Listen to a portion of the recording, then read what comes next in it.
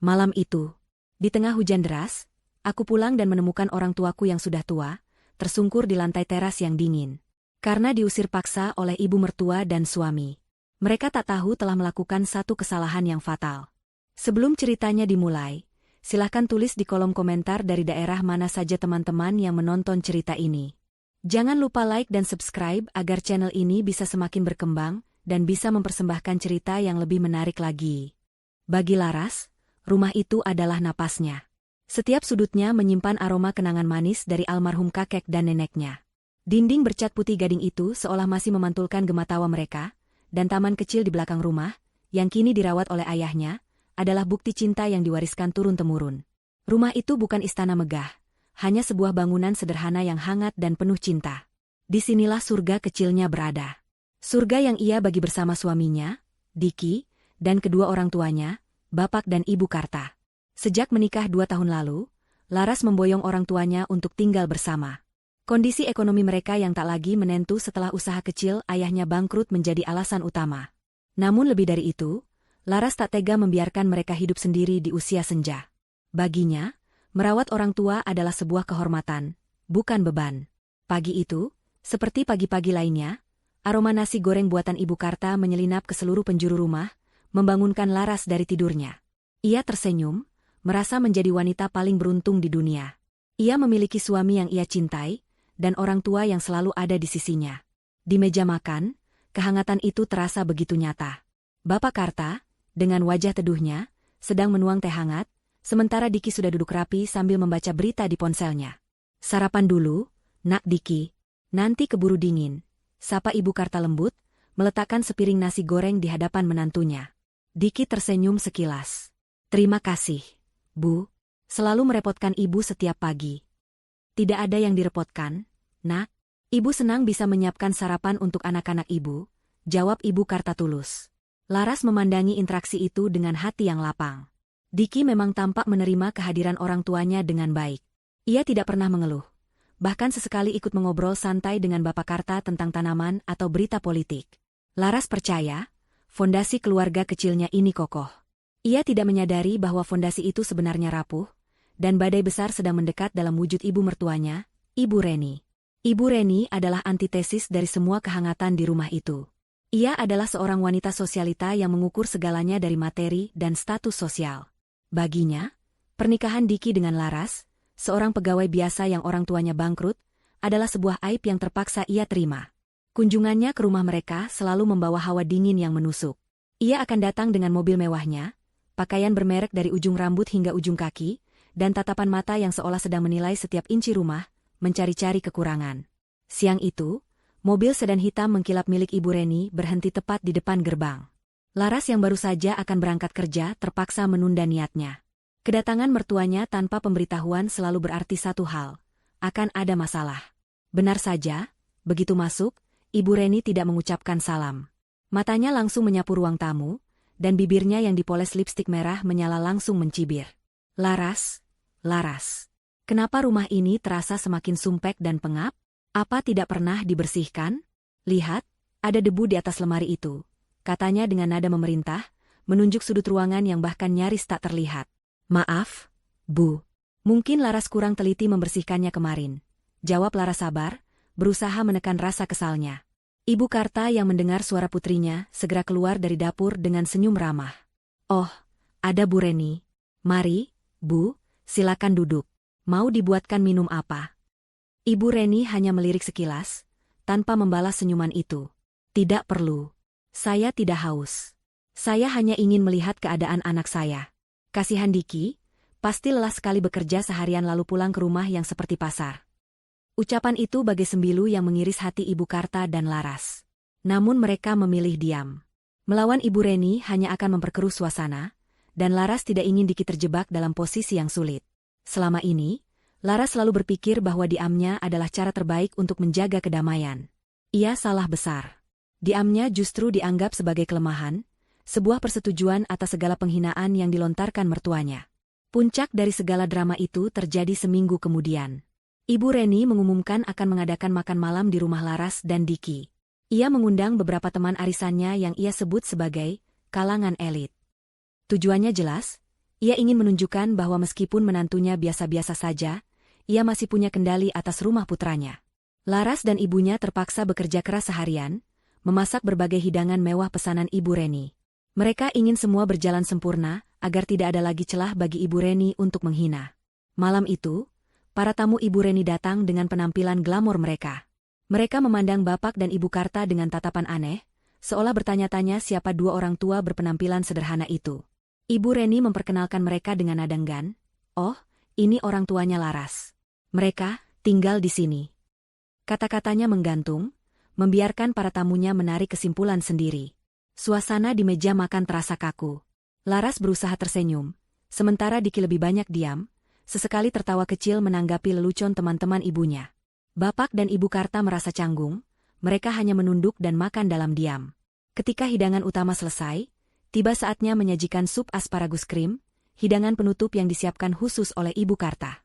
Dengan hati-hati, Ibu Karta membawa mangkuk besar berisi sup panas itu ke meja makan. Saat hendak meletakkannya di tengah meja, entah disengaja atau tidak, Ibu Reni menggeser sedikit kursinya ke belakang. Kaki kursi itu menyandung langkah Ibu Karta yang sudah sedikit goyah karena usia. Keseimbangan Ibu Karta hilang. Mangkuk porselen itu terlepas dari tangannya, dan sebagian kuah sup yang masih panas itu tumpah, mengenai punggung tangan Ibu Karta sebelum pecah berantakan di lantai. Aduh!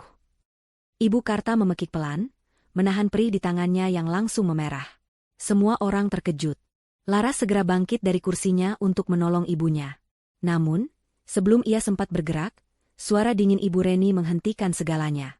Suara itu tidak terdengar panik atau khawatir, melainkan penuh dengan amarah dan kebencian yang tertahan. Di hadapan semua tamunya, dengan tatapan menghina, Ibu Reni menunjuk besannya yang sedang kesakitan. "Lihatlah, sudah tua, ceroboh, hanya bisa merusak suasana. Kalau kerja tidak becus, lebih baik tidak usah di sini. Hanya menyusahkan anakku saja." Waktu seolah berhenti. Kata-kata itu begitu tajam, begitu kejam, hingga udara di sekitar mereka terasa membeku. Para tamu saling berbisik, melemparkan pandangan kasihan yang dibuat-buat. Bapak Karta mengepalkan tangannya di bawah meja, wajahnya memerah menahan amarah yang tak bisa ia luapkan. Ibu Karta hanya bisa menunduk. Air matanya mulai menetes, bukan karena rasa perih di tangannya, tapi karena hatinya yang hancur berkeping-keping. Laras mematung. Ia menatap ibunya yang terhina, ayahnya yang tak berdaya, dan kemudian tatapannya beralih pada Diki. Inilah momen yang paling menyakitkan. Suaminya, pelindungnya, pria yang seharusnya membelanya dan keluarganya, hanya duduk diam membisu. Tak ada sepatah kata pun pembelaan yang keluar dari bibirnya. Ia hanya menatap lantai dengan ekspresi serba salah, seolah berharap bisa menghilang dari sana. Dalam keheningan yang memekakan itu, Laras merasa surga kecilnya telah terkoyak. Kepercayaan dan cintanya pada Diki mulai retak. Malam itu, ia sadar bahwa perang untuk mempertahankan harga diri keluarganya baru saja dimulai, dan ia harus menghadapinya sendirian. Malam setelah insiden sup panas itu terasa panjang dan mencekam. Setelah para tamu pulang, Ibu Reni pergi tanpa mengucapkan sepatah kata pun, meninggalkan kekacauan dan hati yang terluka di belakangnya. Laras segera membawa ibunya ke kamar, mengobati luka bakarnya dengan salep sambil menahan air mata yang mendesak keluar. Ibu Karta terus berkata bahwa itu bukan apa-apa, hanya kecelakaan kecil. Tapi Laras tahu, luka yang paling perih bukanlah yang ada di kulit ibunya, melainkan yang tergores di dalam jiwanya. "Sudahlah, Enduk, tidak apa-apa. Mungkin ibu memang kurang hati-hati," bisik Ibu Karta lirih, berusaha menenangkan putrinya, padahal dialah yang paling tersakiti. "Ini bukan salah ibu," desis Laras. Suaranya bergetar karena marah. "Ini semua salah mereka." Malam itu Laras mencoba berbicara pada Diki. Ia menemukan suaminya duduk termenung di balkon. Saat Laras menumpahkan semua kekecewaan dan kemarahannya, Diki hanya memberikan jawaban yang membuat hatinya semakin hancur. "Sudahlah, Ras. Mama mungkin sedang lelah saja. Kamu tahu kan sifatnya bagaimana? Tidak usah dibesar-besarkan," kata Diki, menghindari tatapan mata Laras. "Dibesar-besarkan? Diki, dia menghina ibuku di depan banyak orang. Dia menyakiti ibuku. Dan kamu hanya diam. Kamu membiarkan itu terjadi," sergah Laras, suaranya meninggi. "Lalu aku harus bagaimana? Melawan ibuku sendiri? Membuat keributan yang lebih besar?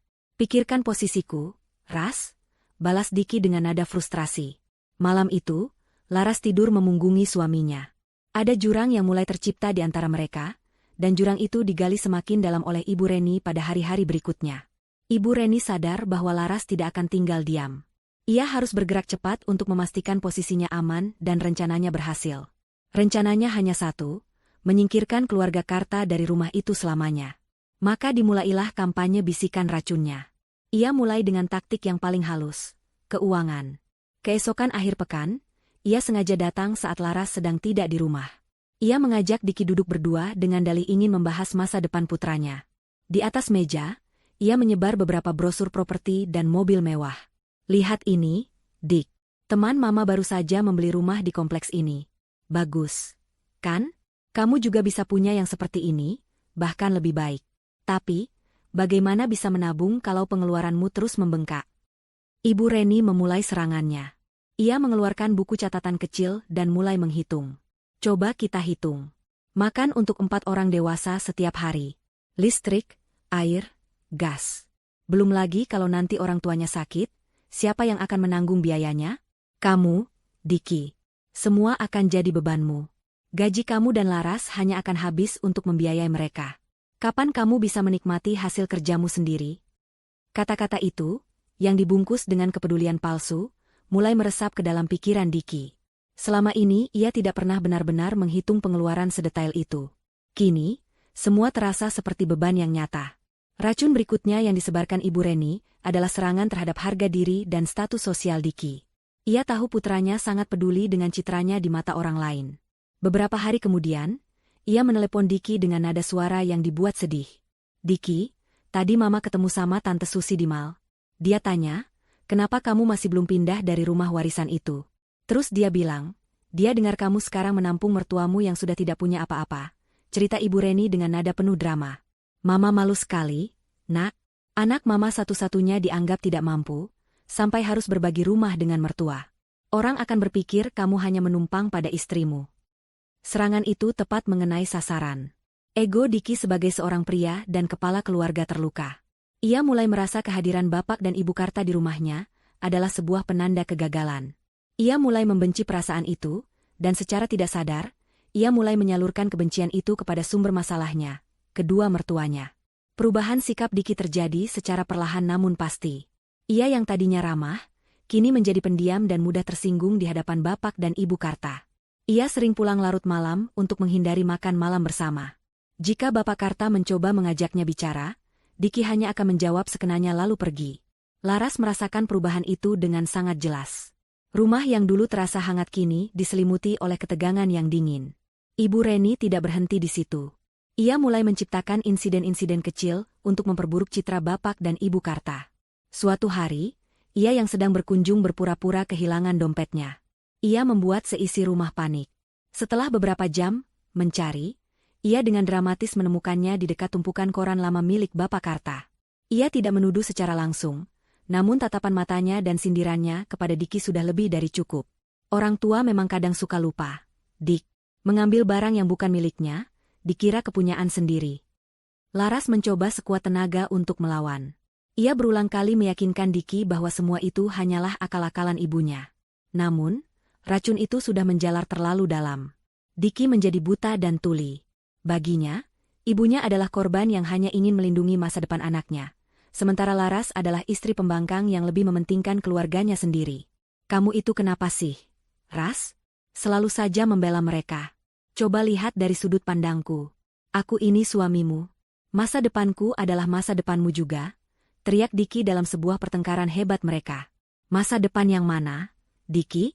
Masa depan yang dibangun di atas penderitaan orang tuaku, balas Laras tak kalah keras. Pertengkaran mereka semakin sering terjadi, mengikis sisa-sisa cinta yang pernah ada. Laras merasa lelah, seolah berjuang sendirian di tengah badai. Ia sering menangis dalam diam di kamarnya, sementara orang tuanya berpura-pura tidak mendengar apa-apa, menanggung rasa sakit dan merasa bersalah karena kehadiran mereka telah merusak rumah tangga putri satu-satunya. Suatu sore yang mendung, Laras pulang kerja lebih awal karena merasa tidak enak badan. Saat ia baru saja memarkir motornya di garasi, ia mendengar suara Diki dari dalam rumah, sedang berbicara di telepon. Laras berhenti sejenak di dekat jendela ruang tamu yang sedikit terbuka, berniat untuk masuk dan menyapanya. Namun, kalimat yang ia dengar selanjutnya membuatnya membeku di tempat. Seluruh tubuhnya terasa dingin, lebih dingin dari angin sore itu. Iya, Bu. Sabar sedikit, kata Diki di telepon, suaranya terdengar begitu mantap dan tanpa keraguan sedikitpun. Diki sudah punya rencana. Sebentar lagi parasit-parasit itu akan aku singkirkan dari rumah kita. Parasit. Satu kata itu menghantam Laras seperti ribuan belati tajam. Itulah anggapan suaminya terhadap kedua orang tua yang telah melahirkan dan membesarkannya. Orang tua yang setiap pagi menyiapkan sarapannya, yang setiap malam mendoakannya. Di mata Diki, mereka hanyalah parasit yang harus disingkirkan. Rumah kita, katanya. Laras tertawa getir dalam hati. Diki bahkan sudah lupa bahwa rumah itu bukan miliknya. Hatinya hancur berkeping-keping, tak bersisa. Tapi di antara reruntuhan hatinya itu, sesuatu yang lain mulai tumbuh. Bukan lagi kesedihan, melainkan kemarahan yang membara. Tangisnya berhenti. Wajahnya yang pucat kini mengeras. Ia sadar, pria yang ada di dalam sana bukan lagi suaminya. Ia adalah musuhnya. Dan Laras tidak akan pernah membiarkan musuhnya menang. Ia mengusap sisa air matanya, menegakkan punggungnya, dan melangkah masuk ke dalam rumah dengan tatapan mata yang dingin dan penuh perhitungan. Perang ini akan ia hadapi, dan ia bersumpah akan memenangkannya. Beberapa hari setelah Laras mendengar percakapan telepon yang memilukan itu, suasana di rumah berubah menjadi medan perang dingin. Tak ada lagi sapaan hangat di pagi hari. Tak ada lagi makan malam bersama. Laras bergerak seperti bayangan di rumahnya sendiri, berbicara hanya seperlunya pada Diki dengan nada yang datar dan tanpa emosi. Diki, di sisi lain, tampak gelisah. Ia seperti orang yang menelan bara api, ingin segera memuntahkannya namun tak tahu bagaimana caranya. Bapak dan Ibu Karta merasakan perubahan drastis itu. Mereka menjadi lebih pendiam, lebih banyak menghabiskan waktu di kamar mereka yang sempit, seolah tak ingin menjadi penyebab pertengkaran lebih lanjut. Mereka berjalan berjinjit, takut suara langkah mereka pun bisa memicu ledakan amarah menantu mereka. Langit di luar rumah seolah ikut merasakan ketegangan itu. Awan kelabu menggantung rendah, membuat suasana semakin muram dan menyesakan.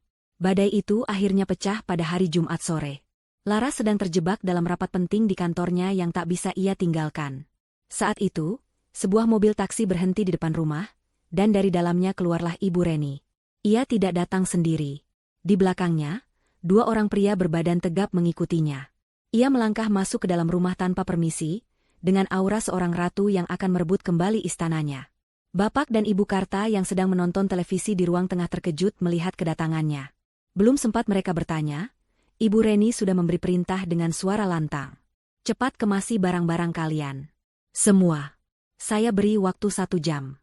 Setelah itu, saya tidak mau lagi melihat wajah kalian di rumah anak saya ini, katanya tanpa basa-basi, sambil menunjuk ke arah kamar mereka. Bapak Karta, yang kesabarannya telah habis, akhirnya berdiri. Tubuhnya yang renta tampak bergetar, bukan karena takut, tapi karena amarah yang selama ini ia pendam. Anda tidak punya hak untuk mengusir kami, Bu Reni. Ini rumah anak kami, Laras.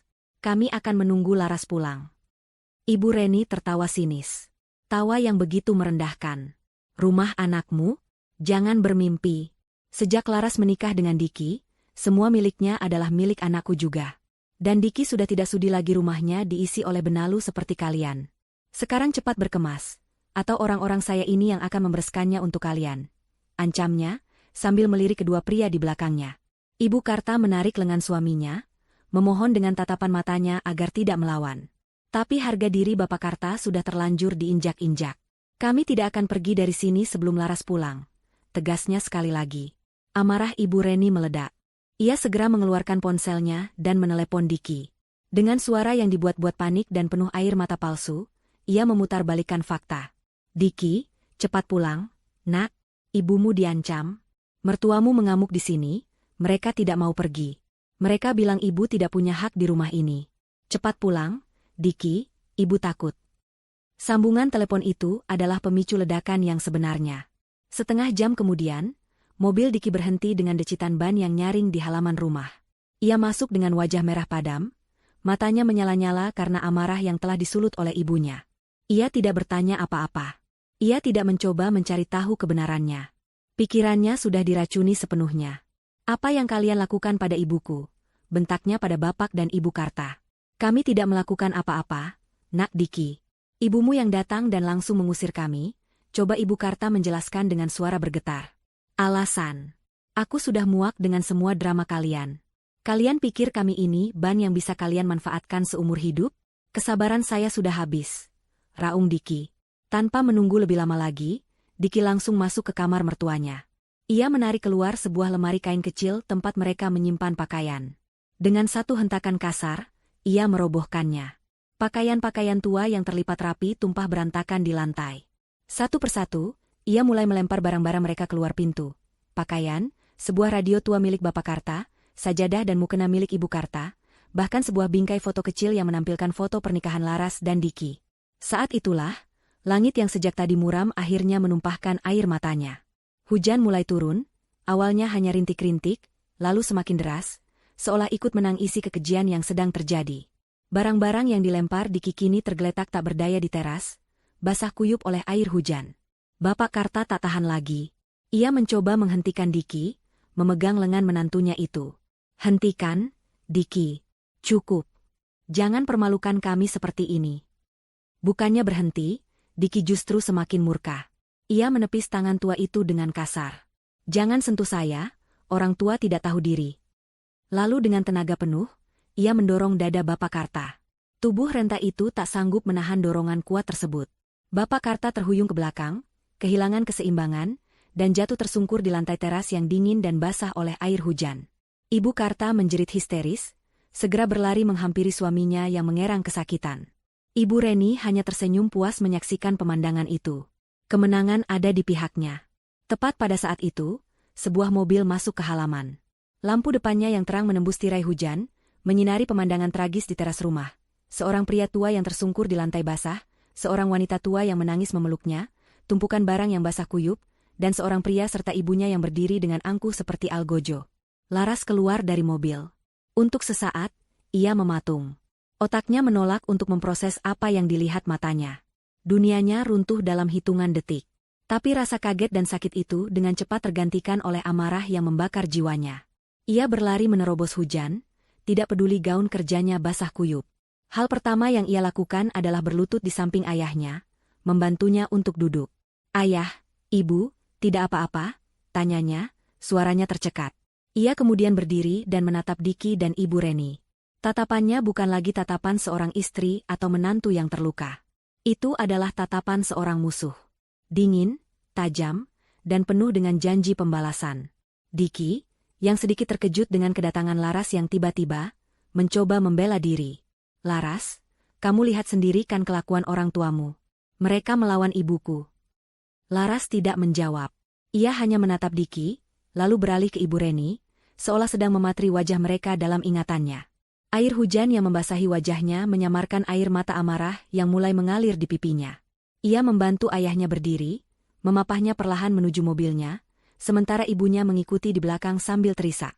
Sebelum masuk ke mobil, Laras berhenti sejenak dan berbalik.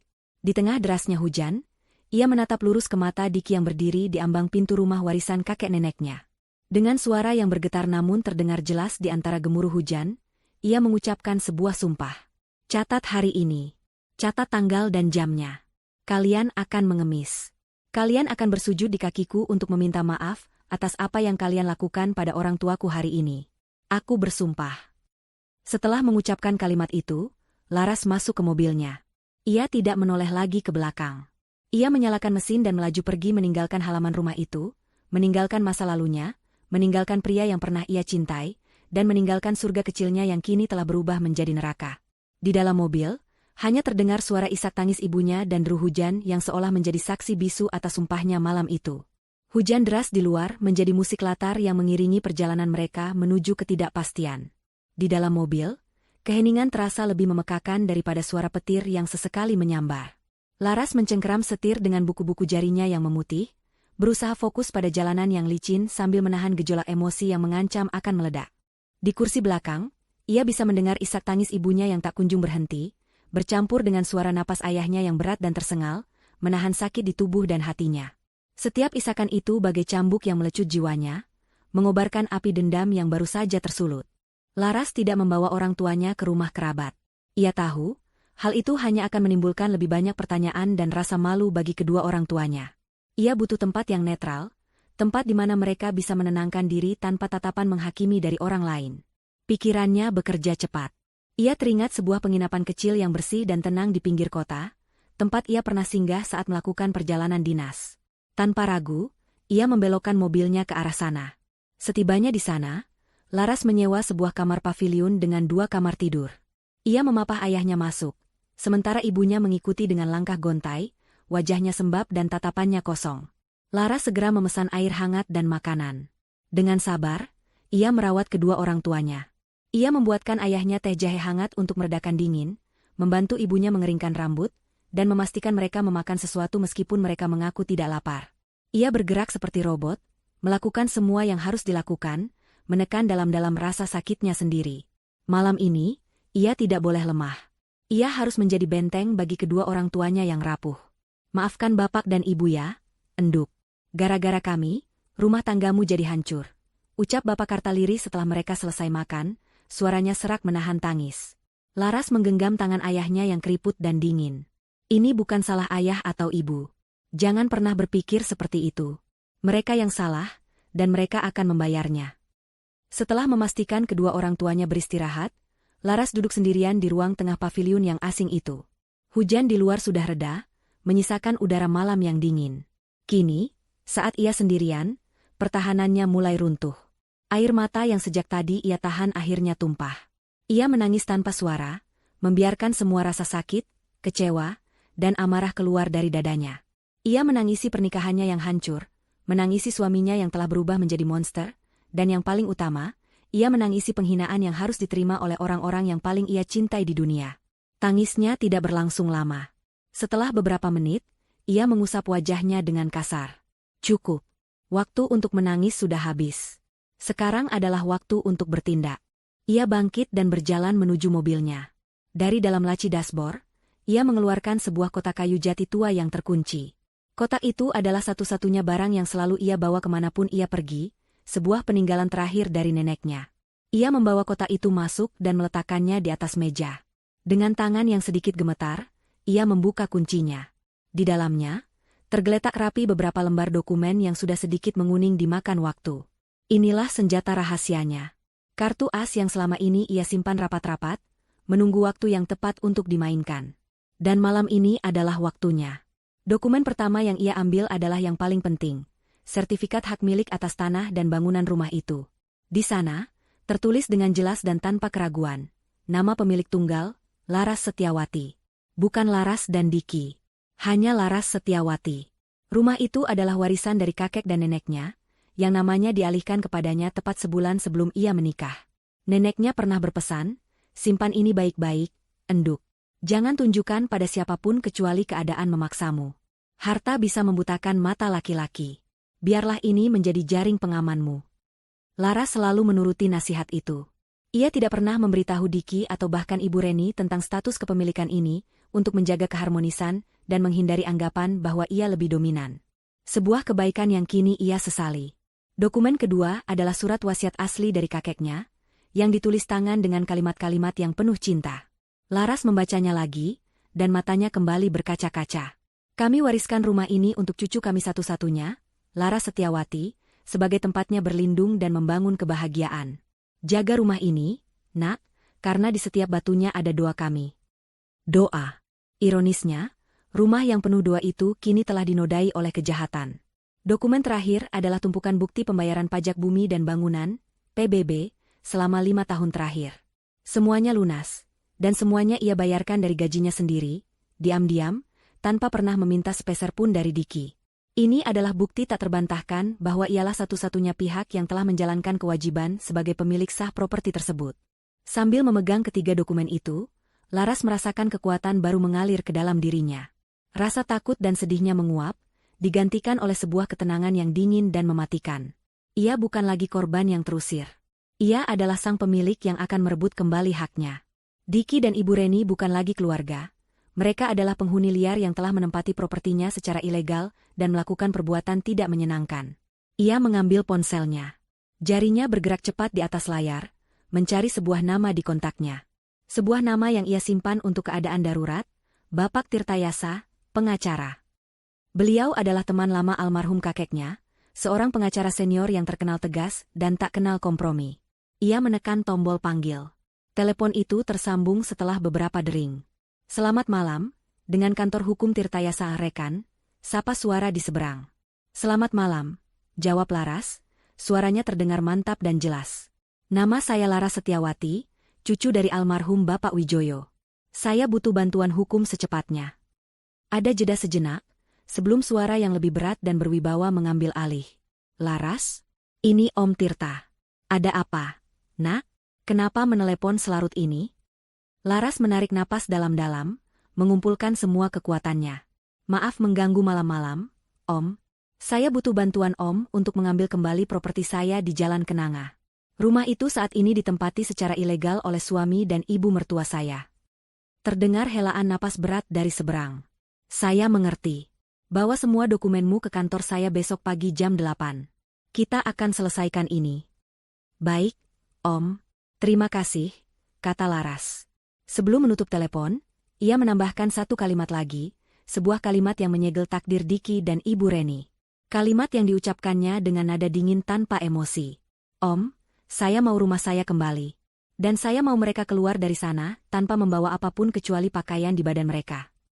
Sementara Laras dan kedua orang tuanya memulai hidup baru yang sementara di paviliun penginapan yang sunyi, di rumah Jalan Kenanga, Diki dan Ibu Reni justru sedang merayakan kemenangan mereka. Bagi mereka, kepergian Laras dan keluarganya adalah pembebasan. Rumah itu kini terasa lebih luas, lebih megah, dan yang terpenting, sepenuhnya berada di bawah kendali mereka. Mereka telah berhasil menyingkirkan apa yang mereka anggap sebagai parasit, dan kini saatnya untuk menikmati hasil dari kekejian mereka. Pagi hari setelah malam pengusiran itu, Ibu Reni berjalan mengelilingi rumah dengan dagu terangkat tinggi. Ia menyentuh dinding, mengamati perabotan, seolah sedang menilai wilayah kekuasaan barunya. Rencana-rencana besar langsung tersusun di kepalanya. "Diki, lihat taman belakang itu," katanya sambil menunjuk kebun kecil yang selama ini dirawat dengan penuh cinta oleh Bapak Karta. "Sayuran dan bunga-bunga kampung itu merusak pemandangan. Kita harus ratakan semuanya. Ibu mau dibuatkan gazebo jati yang besar di sana, tempat kita bisa minum teh sore hari sambil mengundang teman-teman arisan." Diki, yang semalam sempat merasa sedikit gelisah karena sumpah Laras yang diucapkan di tengah hujan, kini kembali mendapatkan kepercayaan dirinya di bawah pengaruh ibunya. Ia mengangguk setuju. "Ide bagus, Bu. Nanti aku panggil tukang untuk membongkarnya." Mereka tidak membuang waktu. Siang itu juga, Diki membayar beberapa orang untuk mencabuti semua tanaman di taman belakang. Tanaman tomat yang mulai berbuah, barisan cabai rawit yang rimbun, dan bunga-bunga melati yang menebarkan wangi semerbak, semuanya dibabat habis tanpa sisa. Mereka bahkan membuang pot-pot anggrek kesayangan Ibu Karta ke tempat sampah. Mereka ingin menghapus semua jejak keluarga Karta, seolah dengan begitu mereka bisa menghapus dosa mereka sendiri. Di dalam rumah, mereka mulai menyusun ulang perabotan. Barang-barang peninggalan kakek nenek Laras yang sederhana namun penuh kenangan, mereka pindahkan ke gudang. Mereka mulai mengukur ruangan, melihat-lihat katalog mebel mewah secara online, dan merencanakan renovasi besar-besaran. "Dinding ini kita ganti dengan wallpaper sutra. Lantainya kita ganti marmer impor. Dan untuk ruang tamu, kita beli sofa kulit asli dari Italia," racau Ibu Reni dengan mata berbinar-binar. Diki terbawa dalam euforia itu. Ia membayangkan dirinya menjadi tuan rumah yang dihormati, mengadakan pesta di rumahnya yang mewah, dan dipuji oleh semua orang. Ia berhasil meyakinkan dirinya sendiri bahwa apa yang ia lakukan adalah benar. Ia hanya mengambil apa yang seharusnya menjadi haknya sebagai suami. "Laras? Ah?" Diki yakin istrinya itu hanya marah sesaat. "Laras pasti akan kembali, Bu," katanya pada ibunya dengan penuh keyakinan. "Dia tidak akan bisa hidup tanpaku. Nanti kalau dia sudah merendahkan dirinya dan meminta maaf, baru akan aku izinkan dia kembali. Tentu saja, tanpa orang tuanya." Ibu Reni tersenyum licik. "Tentu saja. Tapi jangan diterima begitu saja. Biarkan dia menderita dulu di luar sana. Biar dia tahu rasa bagaimana hidup susah. Itu akan menjadi pelajaran berharga untuknya agar tidak lagi membangkang pada suami dan mertuanya." Mereka berdua tertawa, merasa begitu pintar dan berkuasa. Mereka tidak tahu bahwa di saat yang bersamaan, di sebuah kantor hukum yang megah di pusat kota, takdir mereka sedang ditulis ulang. Laras duduk dengan tenang di hadapan Pak Tirtayasa. Ia menyerahkan semua dokumen asli kepemilikan rumah itu. Wajahnya tidak menunjukkan kesedihan, hanya sebuah determinasi yang kokoh.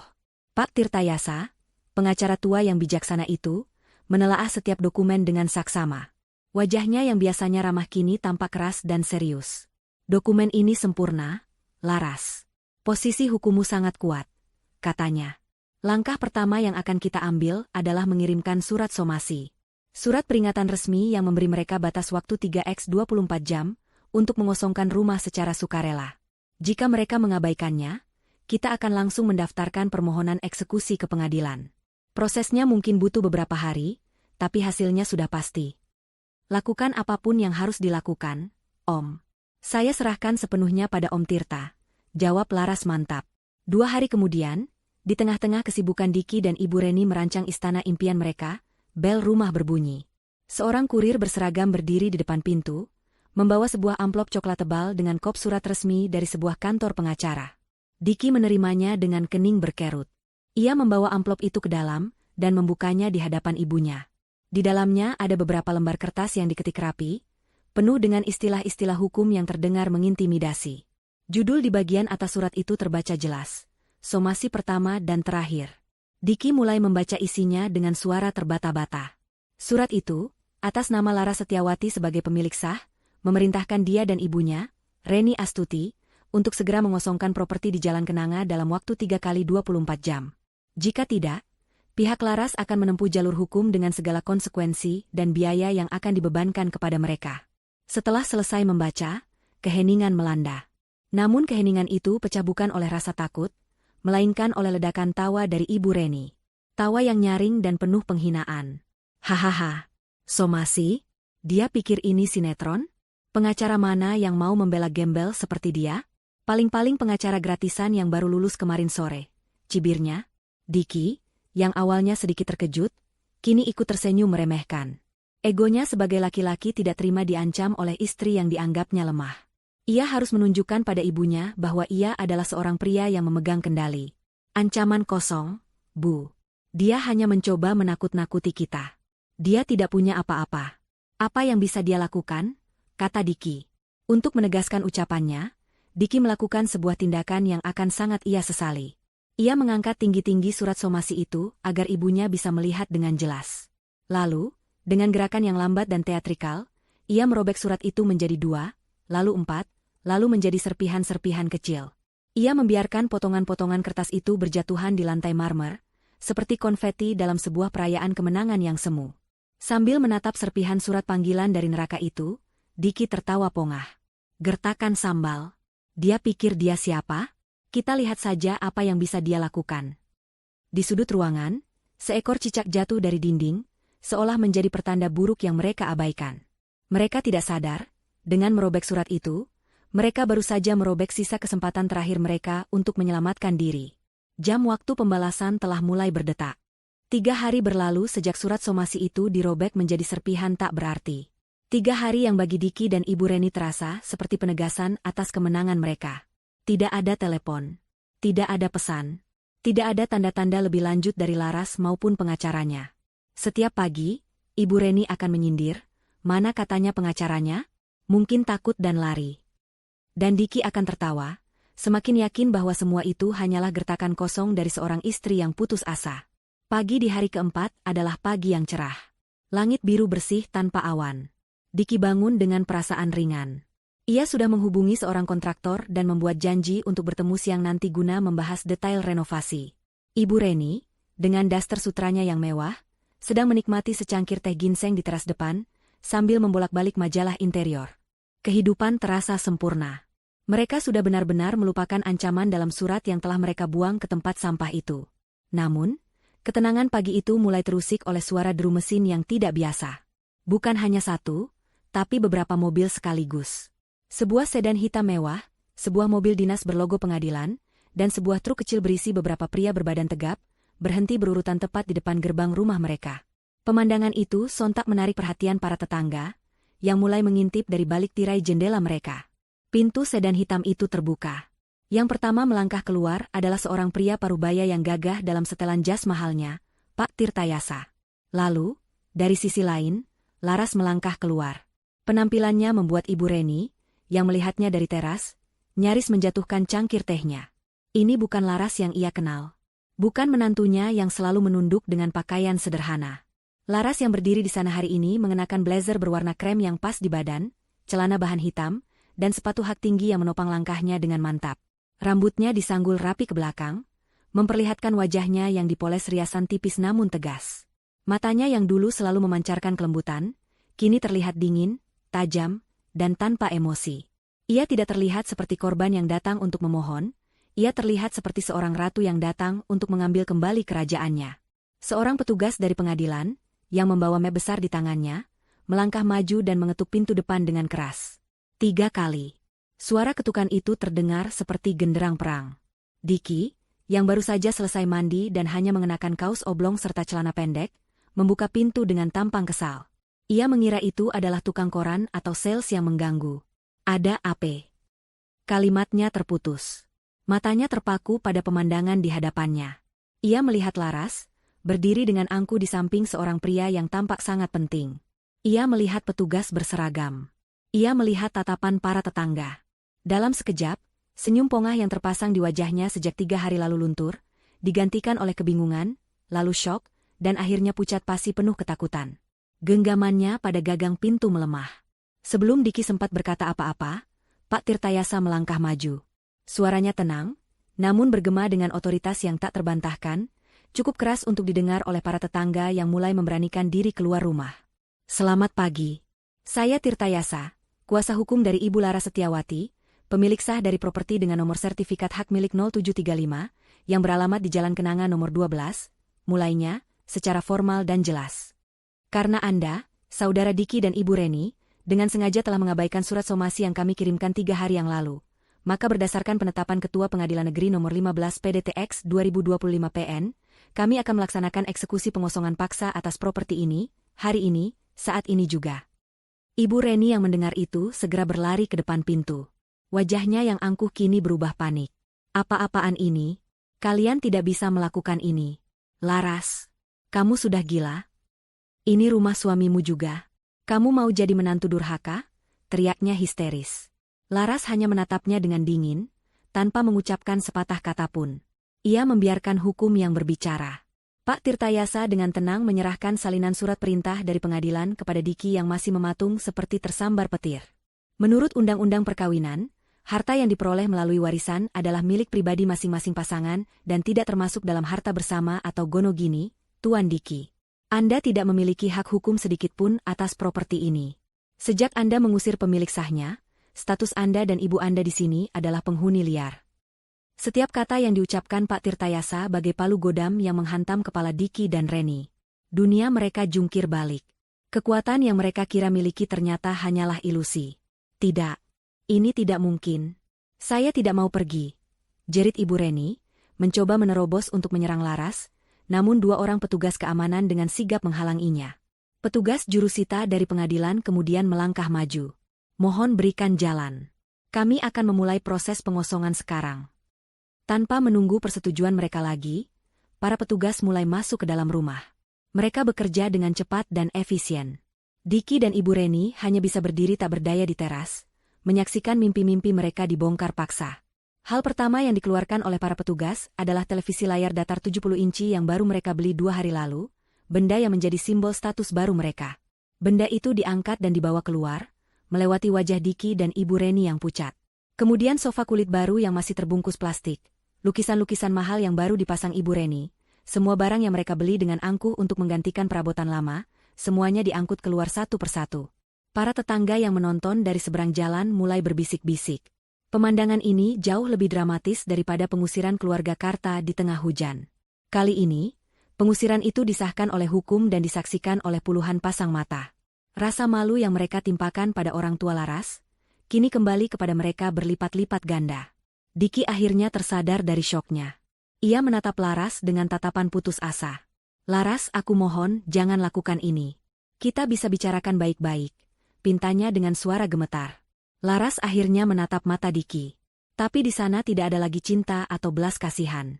Hanya ada padang gurun yang dingin. Kesempatan untuk bicara baik-baik sudah kamu buang ke teras rumah ini bersama barang-barang orang tuaku di tengah hujan malam itu. Jawabnya datar. Pintu menuju negosiasi telah tertutup rapat. Proses eksekusi terus berjalan tanpa ampun. Istana yang mereka bangun di atas air mata orang lain, kini runtuh berkeping-keping di depan mata mereka sendiri. Proses eksekusi itu berjalan seperti sebuah operasi militer yang senyap namun brutal. Para petugas bergerak dengan efisiensi yang dingin, mengangkut keluar setiap barang yang melambangkan kesombongan Diki dan Ibu Reni. Setiap benda yang mereka keluarkan seolah menjadi penanda satu langkah lebih dekat menuju kehancuran total pasangan ibu dan anak itu. Di tengah-tengah proses yang metodis itu, Ibu Reni akhirnya sadar bahwa jalur hukum telah tertutup baginya. Satu-satunya senjata yang ia miliki sekarang adalah drama dan playing victim. Dengan energi yang tak terduga, ia menjatuhkan dirinya ke lantai teras yang berdebu. Rambutnya yang biasa tersanggul rapi kini ia buat acak-acakan. Ia mulai meraung-raung. Tangisannya dibuat-buat agar terdengar semenyedihkan mungkin. Tolong. Lihatlah semua. Lihatlah perbuatan menantu durhaka ini. Pekiknya, suaranya melengking tinggi, ditujukan kepada para tetangga yang jumlahnya semakin banyak berkumpul di seberang jalan. Aku ini mertuanya. Aku yang melahirkan dan membesarkan suaminya. Tapi lihat, dia tega mengusirku dari rumah ini seperti aku ini seekor anjing. Di mana hati nuranimu, Laras? Di mana balas budimu? Ia memukul-mukulkan tangannya ke dada, menampilkan pertunjukan seorang ibu tua yang teraniaya dengan begitu meyakinkan. Beberapa orang yang baru datang dan tidak tahu cerita lengkapnya mungkin akan mulai merasa iba. Laras, yang berdiri diam di dekat mobilnya, merasakan puluhan pasang mata kini tertuju padanya, beberapa di antaranya mulai memancarkan keraguan. Ia tetap diam, membiarkan Ibu Reni memainkan perannya hingga selesai. Ia tahu, kebohongan tidak akan bertahan lama di hadapan kebenaran. Diki, melihat ibunya berakting, merasa ada secercah harapan. Mungkin, pikirnya, tekanan dari masyarakat bisa meluluhkan hati Laras. Ia ikut memasang wajah memelas, menatap para tetangga seolah ia adalah korban dari istri yang kejam. Namun, skenario yang mereka harapkan hancur berantakan oleh satu suara. Suara itu datang dari Bu Asih, tetangga persis di sebelah rumah mereka, seorang ibu parubaya yang selama ini dikenal pendiam namun sangat baik pada keluarga Karta. Ia melangkah maju dari kerumunan, menyeberang jalan dengan tatapan mata yang tajam dan penuh amarah. Jangan bersandiwara, Bu Reni, bentak Bu Asih, suaranya lantang dan tegas, memecah keheningan. Sandiwara ibu sudah selesai. Ibu Reni terperanjat, aktingnya terhenti seketika. Apa maksudmu bicara seperti itu? Ibu bertanya apa maksud saya. Bu Asih kini berdiri hanya beberapa meter dari Ibu Reni, menunjuk lurus ke wajahnya. Kami semua ini saksinya. Kami mungkin diam, tapi mata dan telinga kami tidak buta atau tuli. Kami lihat dengan mata kepala kami sendiri bagaimana ibu dan anak ibu mendorong Pak Karta yang sudah tua sampai jatuh tersungkur di lantai ini, di tengah hujan deras malam-malam. Apa ibu pikir kami lupa? Pengakuan itu bagai bom yang meledak di tengah kerumunan. Suasana langsung riuh. Seorang bapak-bapak di belakang Bu Asih ikut bersuara. Betul, saya juga lihat. Barang-barang mereka dilempar keluar seperti sampah. Saya dengar sendiri teriakan Mas Diki yang menghina mereka orang miskin. Kini, semua tatapan sinis dan menghakimi tidak lagi tertuju pada Laras, melainkan berbalik 180 derajat ke arah Diki dan Ibu Reni. Wajah mereka yang tadi penuh kepura-puraan kini pucat pasi. Topeng mereka telah dirobek di depan umum. Bu Asih belum selesai. Ia melangkah lebih dekat lagi, suaranya bergetar karena emosi. Dulu kalian mengusir mereka diam-diam di malam hari, saat hujan, berharap tidak ada yang melihat kekejian kalian. Sekarang, rasakan sendiri bagaimana rasanya dipermalukan di siang bolong, di hadapan semua orang yang kalian anggap remeh. Itu namanya karma, Bu Reni. Tuhan tidak tidur. Kata, karma, itu terdengar begitu keras, menggema di sepanjang jalan. Ibu Reni terdiam 1000 bahasa. Mulutnya yang biasa fasih menghina kini terkunci rapat. Ia mencoba menatap berkeliling mencari dukungan, tapi yang ia dapatkan hanyalah tatapan cemooh dan jijik. Reputasinya, status sosial yang begitu ia agung-agungkan, hancur lebur menjadi debu dalam hitungan menit. Diki merasa seolah bumi sedang terbelah di bawah kakinya. Rasa malu yang ia rasakan begitu luar biasa, membakar seluruh tubuhnya. Ia ingin lari, ingin bersembunyi, tapi kakinya terasa terpaku di lantai. Ia melihat beberapa rekan kerjanya yang kebetulan lewat, berhenti dan menonton dengan ekspresi kaget. Habislah sudah riwayatnya. Proses eksekusi akhirnya selesai. Rumah itu kini kosong melompong. Petugas jurusita kemudian memasang segel resmi di pintu depan, sebuah stiker besar yang menyatakan bahwa properti tersebut berada di bawah pengawasan pengadilan dan statusnya telah kembali kepada pemilik sah, Laras Setiawati. 2 orang petugas membawa keluar 2 buah koper berisi pakaian milik Diki dan ibunya, lalu meletakkannya begitu saja di trotoar jalan. Pak Tirtayasa mendekati Laras. Semua sudah selesai, Laras. Rumah ini kembali menjadi milikmu. Laras mengangguk pelan. Ia mengucapkan terima kasih kepada pengacaranya dan tim dari pengadilan. Sebelum masuk ke mobilnya, matanya sempat bertemu dengan mata Diki. Di mata suaminya itu, ia tidak melihat lagi arogansi, hanya ada kehancuran dan permohonan tanpa suara. Tapi bagi Laras, semua sudah terlambat. Ia tidak merasakan apa-apa lagi. Tidak benci, tidak cinta, hanya hampa. Ia masuk ke dalam mobilnya dan melaju pergi, meninggalkan Diki dan Ibu Reni yang berdiri terpaku di trotoar di samping dua koper mereka. Para tetangga masih berdiri di sana, menatap mereka dengan pandangan yang sulit diartikan, campuran antara kasihan dan puas. Mobil-mobil petugas pun satu persatu pergi, meninggalkan jalanan yang kembali sepi. Kini, hanya tersisa mereka berdua, diusir dari rumah yang bukan milik mereka, dipermalukan di hadapan dunia, tanpa punya tempat untuk dituju. Mereka kini benar-benar merasakan bagaimana rasanya menjadi orang terbuang, persis seperti yang mereka lakukan pada Bapak dan Ibu Karta. Namun kali ini tanpa ada seorang anak pun yang datang untuk menyelamatkan mereka. Matahari siang itu terasa begitu terik, seolah ikut membakar sisa-sisa harga diri Diki dan Ibu Reni yang tercecer di trotoar Jalan Kenanga. Kerumunan tetangga perlahan-lahan bubar, kembali ke rumah masing-masing, meninggalkan mereka berdua dalam kesunyian yang memalukan. Mereka berdiri di sana selama hampir 1 jam, di samping dua koper yang menjadi satu-satunya harta mereka yang tersisa. Mobil-mobil yang lewat seolah sengaja melambat, penumpangnya menatap mereka dengan rasa ingin tahu. Kita harus pergi dari sini, desis Diki, suaranya serak. Rasa malunya sudah tak tertahankan. Pergi kemana? Balas Ibu Reni ketus, tatapannya kosong menatap rumah yang kini tertutup rapat. Kau sudah menghancurkan segalanya, Diki. Pertengkaran pertama dari rentetan pertengkaran panjang mereka pun dimulai. Di pinggir jalan itu, mereka mulai saling menyalahkan. Ibu Reni menyalahkan Diki yang ia sebut sebagai laki-laki lemah dan bodoh, karena tidak mengetahui status kepemilikan rumah. Diki balas menyalahkan ibunya yang terus-menerus meracuni pikirannya, dan memaksanya melakukan tindakan keji itu. Cinta dan rasa hormat di antara ibu dan anak itu menguap, digantikan oleh kebencian dan penyesalan. Dengan sisa uang di dompet Diki, mereka akhirnya menyewa taksi. Ibu Reni mencoba menghubungi beberapa teman sosialitanya, berharap ada yang mau menampung mereka untuk sementara. Namun hasilnya nihil. Teleponnya ditolak, atau dijawab dengan berbagai alasan sibuk. Berita tentang pengusiran mereka yang memalukan rupanya menyebar lebih cepat dari api. Tak ada yang mau berurusan dengan orang yang sudah jatuh dan kehilangan status. Mereka akhirnya tidak punya pilihan lain selain mencari tempat penginapan termurah. Pencarian itu membawa mereka ke sebuah gang sempit dan kumuh di sudut kota. Mereka menyewa sebuah kamar kos bulanan yang pengap, dengan dinding yang catnya sudah mengelupas dan berjamur. Kamar itu hanya cukup untuk 1 tempat tidur dan sebuah lemari kecil. Kamar mandinya berada di luar dan harus digunakan bergantian dengan penghuni kos lain. Bau comberan dari selokan di depan kamar menusuk hidung. Inilah istana baru mereka. Lingkungan yang keras dan menyedihkan itu semakin memperburuk hubungan mereka. Setiap hari diisi dengan pertengkaran sengit. Mereka bertengkar karena uang yang semakin menipis, karena makanan yang hanya seadanya, karena suara berisik dari tetangga sebelah. Ibu Reni, yang terbiasa hidup dilayani dan serba mewah, tidak bisa menerima kenyataan pahit itu. Ia jatuh sakit. Bukan sakit fisik yang parah, melainkan sakit yang lahir dari stres, depresi, dan tekanan jiwa. Ia hanya berbaring di tempat tidur sepanjang hari, meratapi nasibnya dan terus-menerus menyalahkan Diki.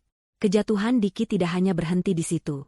Beberapa hari kemudian, ia dipanggil untuk menghadap atasannya di kantor.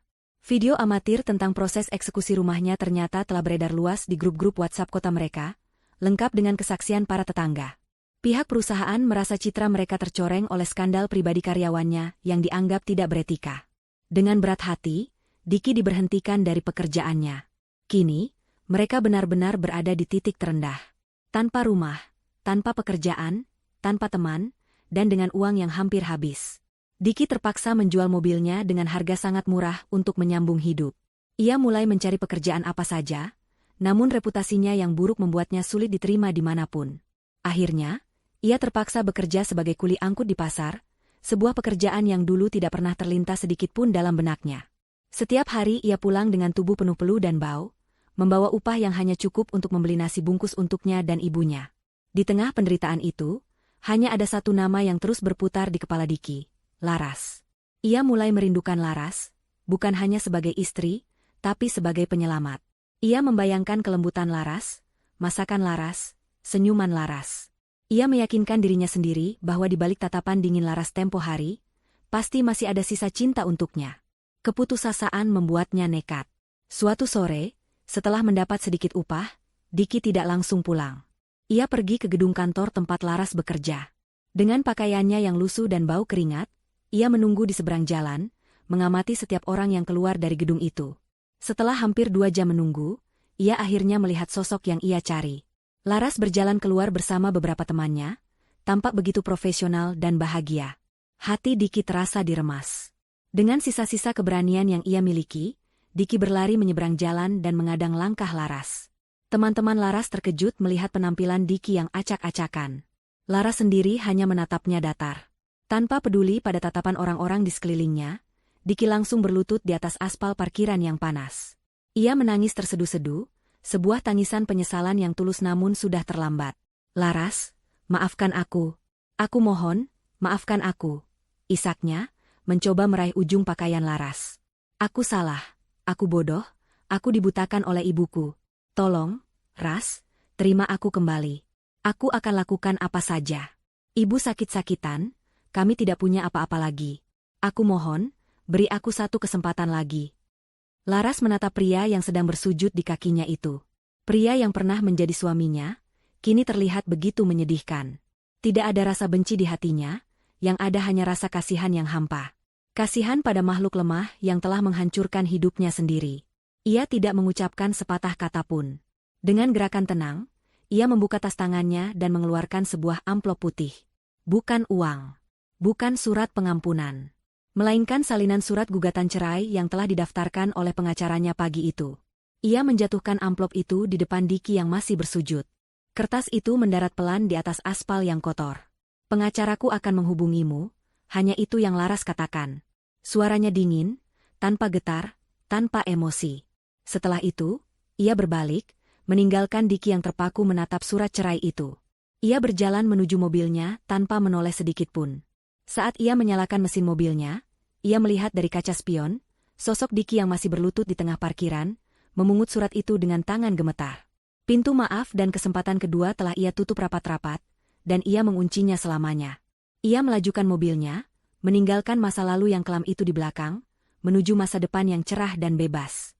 Setelah proses eksekusi yang menguras emosi itu selesai, Laras tidak langsung membawa orang tuanya kembali ke rumah di Jalan Kenanga. Ketika ia kembali ke sana sendirian pada sore harinya, ia merasakan kehampaan yang aneh. Rumah itu memang telah kembali ke tangannya, namun energinya terasa salah. Dinding-dinding itu seolah masih menyimpan gema makian Ibu Reni dan arogansi Diki. Udara di dalamnya terasa dingin dan penuh dengan kenangan buruk. Laras sadar, ia tidak hanya perlu mengisinya kembali dengan perabotan, ia harus menyembuhkan luka rumah itu sendiri. Maka, dimulailah sebuah proyek besar. Proyek membangun kembali istananya. Laras memutuskan untuk merenovasi total rumah itu. Ini bukan lagi sekadar mengganti cat atau membeli sofa baru, ini adalah sebuah ritual penyucian. Dengan bantuan Pak Tirtayasa yang merekomendasikan seorang arsitek muda yang andal, Laras mulai merancang ulang setiap sudut rumahnya. Dinding kamar yang dulu menjadi saksi bisu pertengkarannya dengan Diki, ia robohkan untuk menciptakan ruang keluarga yang lebih luas dan terbuka. Warna-warna cat yang muram ia ganti dengan palet warna cerah seperti putih gading, biru langit, dan hijau sage yang memberikan kesan lapang dan damai. Bagian yang paling ia perhatikan adalah taman belakang. Di atas tanah tempat kebun ayahnya dulu dibabat habis, Laras meminta sang arsitek untuk merancang sebuah taman surga kecil. Sebuah kolam ikan koi dengan gemericik air yang menenangkan dibangun di sudut, dikelilingi oleh bebatuan alam. Berbagai jenis bunga-bunga wangi seperti mawar, sedap malam, dan kamboja Jepang ditanam, menggantikan sayuran yang dulu ada. Di tengah-tengahnya, dibangun sebuah pendopo kayu kecil, tempat mereka bisa duduk bersantai dan menikmati sore. Ini adalah caranya menebus rasa sakit ayahnya, dengan memberikan sesuatu yang jauh lebih indah dari apa yang telah direnggut. Selama proses renovasi yang memakan waktu hampir 3 bulan itu, Laras tidak tinggal diam. Peristiwa pahit yang ia alami telah menempa mentalnya menjadi sekeras baja. Ia menolak untuk terlarut dalam status janda yang meratap. Energi dan amarahnya ia salurkan ke dalam sesuatu yang produktif. Terinspirasi dari keahlian memasak ibunya yang luar biasa, Laras memulai sebuah bisnis dari paviliun penginapan mereka. Ia membuka usaha catering kecil-kecilan dan makanan beku, frozen food, dengan resep-resep warisan keluarga. Awalnya ia hanya melayani pesanan dari teman-teman kantornya. Namun, dari mulut ke mulut, kelezatan masakannya menyebar dengan cepat. Pesanan untuk acara-acara kecil, arisan, hingga rapat kantor mulai berdatangan. Laras bekerja tanpa lelah, mengurus semuanya mulai dari belanja bahan, pengemasan, hingga pemasaran melalui media sosial. Bapak dan Ibu Karta, melihat semangat putri mereka, ikut membantu dengan antusias. Ibu Karta menjadi kepala koki yang menjaga kualitas rasa, sementara Bapak Karta membantu dalam hal pengantaran. Aktivitas baru itu menjadi terapi bagi mereka semua, menyembuhkan luka batin mereka dengan kesibukan yang positif. 3 bulan kemudian, renovasi rumah itu selesai. Istana kecil mereka terlahir kembali, lebih cantik, lebih hangat, dan lebih megah dari sebelumnya. Hari itu, dengan mobil barunya yang ia beli dari keuntungan bisnisnya, Laras menjemput kedua orang tuanya. Ia tidak mengatakan apa-apa, hanya meminta mereka menutup mata saat mobil memasuki halaman rumah. Ketika Bapak dan Ibu Karta membuka mata, mereka terkesiap. Mereka berdiri di hadapan rumah yang terasa familiar namun sama sekali berbeda. Begitu melangkah masuk, air mata haru tak bisa mereka bendung. Mereka melihat sebuah rumah yang terang benderang, penuh dengan perabotan baru yang nyaman dan ditata dengan penuh selera. Laras kemudian membawa mereka ke kamar tidur utama yang luas, yang kini ia siapkan khusus untuk mereka. "Ini kamar ayah dan ibu sekarang," kata Laras lembut. Tangis kedua orang tuanya pecah. Mereka bukan lagi penumpang yang menempati kamar sempit di belakang. Putri mereka telah mengangkat derajat mereka setinggi-tingginya, menjadikan mereka raja dan ratu di istananya. Seminggu setelah mereka pindah, Laras mengadakan sebuah acara syukuran. Ia mengundang seluruh tetangga, termasuk Bu Asih, kerabat dekat, dan teman-temannya. Halaman depan rumah dipenuhi oleh tawa dan obrolan hangat. Aroma lezat dari hidangan bisnis catering Laras menyebar, menjadi ajang promosi yang sukses. Acara itu adalah deklarasi kemenangan Laras, sebuah penegasan bahwa ia tidak hancur, melainkan terlahir kembali menjadi lebih kuat. Di puncak acara, Laras berdiri di hadapan semua tamu dan meminta perhatian sejenak. Ia mengucapkan terima kasih atas semua dukungan yang telah ia terima. Lalu, ia berbalik menghadap kedua orang tuanya yang duduk di kursi kehormatan. "Ayah, Ibu," mulainya, suaranya sedikit bergetar menahan haru. Laras tahu, ada satu impian terbesar ayah dan ibu yang selama ini belum terwujud karena keadaan. Laras mungkin tidak bisa mengembalikan waktu yang hilang atau menghapus semua luka, tapi Laras ingin mencoba mewujudkan mimpi itu sekarang. Ia memberikan sebuah kotak berbalut kertas emas kepada ayahnya. Dengan tangan gemetar, Bapak Karta membukanya. Di dalamnya, tergeletak 2 buah paspor, 2 tiket pesawat menuju Jeddah, dan sebuah map berisi seluruh dokumen akomodasi dan jadwal perjalanan ibadah umrah. Untuk sesaat, Bapak dan Ibu Karta hanya bisa mematung menatap isi kotak itu. Impian mereka untuk bisa bersujud di Baitullah, sebuah mimpi yang mereka kira sudah terkubur selamanya bersama kebangkrutan mereka, kini ada di depan mata. Air mata kebahagiaan yang paling murni mengalir deras di pipi mereka yang keriput. Mereka bangkit dan memeluk putri tunggal mereka dengan erat. Isak tangis bahagia mereka terdengar oleh semua tamu, membuat banyak dari mereka ikut meneteskan air mata. Malam itu, di tengah istana yang ia bangun kembali dari puing-puing pengkhianatan, Laras telah berhasil mengembalikan mahkota kehormatan kepada kedua orang tuanya. Itulah kekayaan yang sesungguhnya. 1 tahun berlalu sejak acara syukuran yang mengharukan itu. Kehidupan di rumah Jalan Kenanga mengalir dengan tenang dan penuh kebahagiaan, seperti gemericik air di kolam ikan koi yang kini menjadi pusat taman. Bisnis catering Laras, yang diberi nama Dapur Karta, berkembang pesat. Ia sudah memiliki beberapa karyawan dan sebuah dapur komersial kecil yang ia bangun di paviliun belakang rumah. Ia kini dikenal sebagai seorang pengusaha wanita yang ulet dan sukses. Citranya sebagai janda yang teraniaya telah sepenuhnya berganti menjadi sosok wanita mandiri yang menginspirasi. Bapak dan Ibu Karta tampak 10 tahun lebih muda. Sekembalinya dari Tanah Suci, semangat hidup mereka seolah terlahir kembali. Setiap pagi, Bapak Karta dengan ceria merawat taman surganya, memastikan setiap kuntum bunga mekar dengan sempurna. Ibu Karta, dengan pengalamannya, menjadi penasihat utama dan quality control di Dapur Karta, memberikan tujuan dan kebahagiaan baru dalam hidupnya. Rumah itu tak pernah sepi. Selalu ada saja canda tawa, aroma masakan lezat, dan kunjungan dari teman atau pelanggan setia.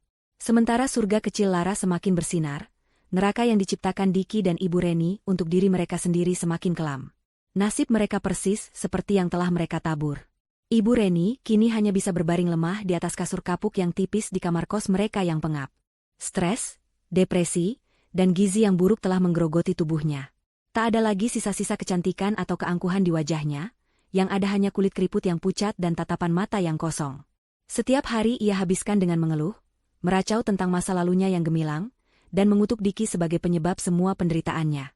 Diki sendiri hidup seperti mayat hidup. Ia terjebak dalam pekerjaan kasarnya di pasar. Setiap hari ia harus mengangkat beban berat dengan upah yang pas-pasan. Tubuhnya yang dulu tegap kini kurus dan bungkuk. Wajahnya lebih tua dari usianya, dipenuhi guratan lelah dan putus asa. Setiap malam ia pulang ke kamar sempit itu hanya untuk disambut oleh omelan ibunya yang tak berkesudahan. Ia hidup dalam penjara penyesalan. Seringkali, saat malam hari, ia diam-diam berjalan kaki ke kompleks perumahan Jalan Kenanga, hanya untuk berdiri di kejauhan, menatap cahaya hangat yang terpancar dari rumah yang dulu menjadi miliknya. Ia melihat siluet Laras yang sedang tertawa, atau bayangan Bapak Karta yang sedang menyiram tanaman. Setiap pemandangan itu adalah belati yang menusuk jantungnya, mengingatkannya pada kebahagiaan agung yang telah ia campakkan demi keserakahan sesaat. Di sisi lain, pintu kebahagiaan baru mulai terbuka untuk Laras. Arsitek muda yang membantunya merenovasi rumah, bernama Adrian, ternyata adalah putra dari Pak Tirtayasa. Sejak proyek renovasi itu, Adrian sering berkunjung dengan alasan ingin memeriksa kondisi bangunan, namun Laras tahu ada alasan lain. Adrian adalah pria yang santun, cerdas, dan sangat menghormati kedua orang tua Laras. Ia tidak pernah mengungkit masa lalu Laras. Ia hanya menatapnya dengan kekaguman atas kekuatan dan ketegarannya. Hubungan mereka terjalin perlahan, tanpa paksaan, didasari oleh rasa saling menghormati. Suatu sore yang cerah, Laras sedang duduk bersama kedua orang tuanya di pendopo taman. Mereka sedang melihat-lihat album foto perjalanan umrah mereka sambil tertawa mengenang momen-momen indah di sana. Tiba-tiba, seorang petugas pos datang mengantarkan sepucuk surat resmi untuk Laras. Dengan tenang, Laras membukanya. Itu adalah akta cerai asli dari pengadilan agama. Dokumen yang secara hukum menjadi penanda akhir dari babak kelam dalam hidupnya. Pernikahannya dengan Diki kini telah resmi berakhir, tak ada lagi ikatan apapun di antara mereka. Laras menatap dokumen itu sejenak. Tidak ada air mata, tidak ada rasa lega yang meluap-luap. Yang ada hanyalah senyum tipis yang penuh kedamaian. Ia melipat kembali kertas itu dengan rapi dan meletakkannya di atas meja. Dokumen itu tak lebih dari selembar kertas. Sebuah pengingat dari masa lalu yang tak lagi memiliki kekuatan untuk menyakitinya. Ia mengangkat wajahnya, menghirup dalam-dalam aroma bunga sedap malam yang mulai mekar. Matanya bertemu dengan tatapan bangga kedua orang tuanya. Pada saat yang bersamaan, Adrian datang berkunjung, membawakan buah tangan untuk Ibu Karta. Ia tersenyum ramah pada Laras, sebuah senyuman tulus yang menjanjikan sebuah awal yang baru. Laras membalas senyuman itu. Hatinya terasa begitu penuh dan lapang. Ia telah melewati badai yang paling ganas dan keluar sebagai pemenang. Ia tidak hanya berhasil membalas perlakuan keji mereka, tapi ia juga telah menemukan versi terbaik dari dirinya sendiri dan membangun kembali kebahagiaan yang jauh lebih indah dari sebelumnya. Keadilan telah ditegakkan, karma telah menemukan tuannya, dan akhir ceritanya benar-benar sempurna. Di sampingnya, Ibu Karta sedang sibuk menata kue ulang tahun, sementara Bapak Karta duduk di kursi goyang di pendopo, matanya yang teduh tak pernah lepas dari cucu satu-satunya. Mereka bukan lagi sepasang lansia yang menumpang hidup, melainkan kakek nenek terhormat yang menjadi pilar kehangatan di rumah itu. Bisnis, dapur Karta, telah tumbuh menjadi sebuah jenama yang disegani di kota mereka. Dari usaha rumahan, kini Laras telah memiliki sebuah gedung produksi sendiri yang tidak jauh dari rumah. Lengkap dengan puluhan karyawan yang sebagian besar adalah ibu-ibu rumah tangga dari lingkungan sekitar. Ia tidak hanya membangun kembali hidupnya sendiri, tetapi juga membuka ladang rezeki bagi banyak orang. Funbox berlogo, Dapur Karta, yang terparkir di depan rumah, yang baru saja selesai mengantar pesanan catering, adalah bukti nyata dari kesuksesannya yang ia bangun dari nol. Di antara para tamu yang hadir, tampak Bu Asih yang sedang bercengkrama akrab dengan Ibu Karta. Ada juga Pak Tirtayasa, yang kini menjadi kakek mertuanya, tersenyum bangga melihat kebahagiaan putra dan menantunya. Rumah itu, yang pernah menjadi saksi bisu pengkhianatan dan air mata, kini telah sepenuhnya disucikan oleh cinta dan tawa generasi baru. Setiap sudutnya kini dipenuhi oleh kenangan-kenangan manis yang baru. Saat Laras sedang menuangkan minuman untuk para tamu, Adrian menghampirinya dan memeluknya dari belakang. "Bahagia?" bisiknya lembut di telinga Laras. Laras menyandarkan kepalanya di bahu suaminya, matanya menatap putranya yang kini berada dalam gendongan kakeknya. "Sangat, lebih dari yang pernah aku bayangkan," jawabnya tulus. Kebahagiaan ini terasa begitu nyata dan kokoh, karena ia tahu persis betapa berat perjuangan untuk meraihnya. Tentu saja, bayang-bayang dari masa lalu tidak sepenuhnya lenyap, namun kini ia bisa melihatnya dari kejauhan tanpa rasa sakit. Ia teringat pada sebuah berita kecil yang ia baca di koran lokal sekitar 2 tahun yang lalu. Sebuah kolom obituari singkat di halaman belakang, memberitakan kematian seorang wanita bernama Reni Astuti di sebuah kamar kos di gang sempit karena komplikasi penyakit yang tidak terawat. Tidak ada foto, tidak ada ucapan duka cita yang panjang. Hanya sebuah nama dan fakta yang dingin. Saat membaca berita itu, Laras tidak merasakan kepuasan atau kegembiraan. Yang ada hanyalah perasaan hampa dan sebuah kesadaran yang dalam tentang betapa fananya kesombongan manusia. Wanita yang dulu begitu mengagungkan status sosial dan kekayaan, harus mengembuskan napas terakhirnya dalam kesendirian dan kemiskinan, jauh dari gemerlap dunia yang selalu ia dambakan. Dari cerita yang ia dengar sepintas lalu, Diki harus mengemis pinjaman ke sana kemari, hanya untuk bisa membiayai penguburan yang paling sederhana untuk ibunya. Sebuah akhir yang ironis dan menyedihkan bagi seorang ratu yang kehilangan tahtanya. Dan Diki, Laras tidak pernah lagi bertemu dengannya secara langsung sejak hari di parkiran kantor itu. Namun, takdir rupanya masih ingin menunjukkan padanya babak akhir dari kisah mantan suaminya itu. Sekitar 6 bulan yang lalu, saat ia sedang dalam perjalanan pulang setelah meninjau lokasi baru untuk cabang bisnisnya, mobilnya berhenti di sebuah persimpangan lampu merah yang padat. Di samping jalan, sedang ada proyek pembangunan sebuah gedung pertokoan. Di antara puluhan kuli bangunan yang sedang bekerja di bawah terik matahari, matanya tanpa sengaja menangkap satu sosok yang familiar. Sosok itu kurus, kulitnya legam terbakar matahari, sedang bersusah payah mengangkat sekarung semen.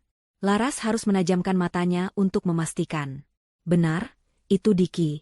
Wajahnya yang dulu tampan kini kuyu dan cekung, rambutnya menipis, dan gerakannya tampak begitu lambat dan lelah. Ia adalah bagian dari kerumunan pekerja anonim yang berjuang menyambung hidup dari hari ke hari. Tiba-tiba, seolah merasakan ada yang mengamatinya, Diki mengangkat wajahnya dan pandangan mereka bertemu selama sepersekian detik. Waktu seolah berhenti. Laras bisa melihat dengan jelas ekspresi di mata Diki. Bukan lagi amarah atau permohonan, melainkan kehampaan yang total. Sebuah kekosongan jiwa dari seseorang yang telah kehilangan segalanya, termasuk harapan. Dan Diki, ia melihat Laras di dalam mobilnya yang nyaman, wajahnya bersinar sehat dan bahagia, dan di kursi penumpang di sampingnya, ada Adrian. Di kaca spion dalam, Diki bisa menangkap sekilas pantulan kursi bayi di jok belakang.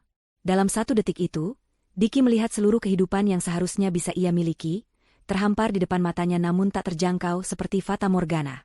Ia melihat keluarga, kebahagiaan, dan kemapanan yang telah ia tukar dengan keserakahan sesaat. Wajahnya langsung menua 10 tahun. Ia membuang muka, kembali menunduk pada karung semennya, seolah beban di pundaknya itu adalah seluruh penyesalan hidupnya yang harus ia pikul selamanya. Lampu lalu lintas berubah hijau. Adrian, yang tidak menyadari pertemuan tanpa suara itu, bertanya, "Kenapa, sayang? Kok melamun?" Laras tersentak pelan. Ia menatap ke depan, ke jalanan yang terbentang luas. "Tidak apa-apa. Hanya teringat sesuatu," jawabnya. Ia menekan pedal gas dengan mantap, melajukan mobilnya ke depan, meninggalkan sosok Diki dan proyek bangunan yang berdebu itu di belakang, tanpa menoleh lagi.